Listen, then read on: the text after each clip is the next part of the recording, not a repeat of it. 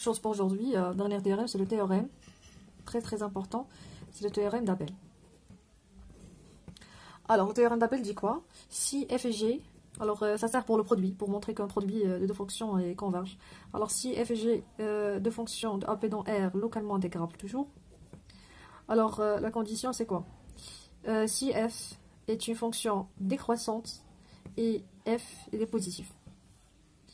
Et la limite tend vers 0, c'est-à-dire la limite décroissant positif tend vers 0, lorsque x tend vers plus l'infini, égale à 0. Et quoi d'autre? On a l'intégrale de a à x, g de t dt, alors pour la deuxième, en valeur absolue, inférieure à un certain m, c'est-à-dire il existe un certain m strictement positif, tel que cette intégrale, tel que quel que soit x appartient à AP, on a, quel que soit x appartient à AP, on a l'intégrale de x de dx, g de dt en valeur absolue inférieure à un certain m, c'est-à-dire g est borné.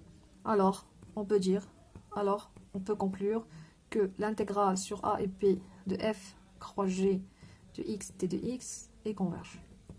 Produit converge, c'est-à-dire l'une des deux positifs décroissant tend vers 0 et l'autre borné. Alors, on peut conclure un exemple. Alors, pour l'intégrale de 0 à plus l'infini de sinus x sur x t de x, alors converge. Pourquoi? Parce que ici on a la fonction de x associée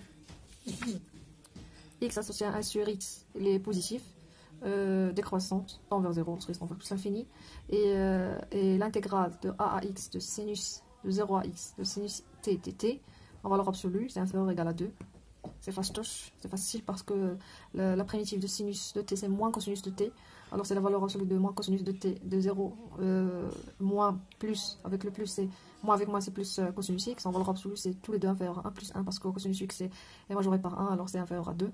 Alors c'est positif, alors ça, cette intégrale est converge. En produit de deux fonctions d'après Abel. Alors, maintenant, cette intégrale, est-ce qu'elle converge ou bien diverge de 1? Je m'excuse, sur plus l'infini. Première convergence en plus l'infini. Alors, ici, est-ce qu'on va appeler le terme d'Abel? Alors, oui, pourquoi pas, parce que ça, on peut le majorer. Et ça tend vers 0, positif. Mais on peut aussi faire la convergence absolue, qui dit que on peut sinus x à la puissance 4, cosinus x à la puissance 4 sur x au carré. En valeur absolue, c'est inférieur à 1 sur x au carré. Et on sait que l'intégrale 1 sur x au carré converge en plus l'infini. Alors, celui-là aussi converge parce que si une fonction de valeur absolue converge, alors elle converge. Alors on a l'intégrale de 1 plus l'infini cosinus t sur t dt converge aussi, pour la même raison. 1 sur t, c'est une fonction continue, positive, tend vers 0, décroissante et positive. Et on a cosinus de t, l'intégrale de 1 à x cosinus de t dt.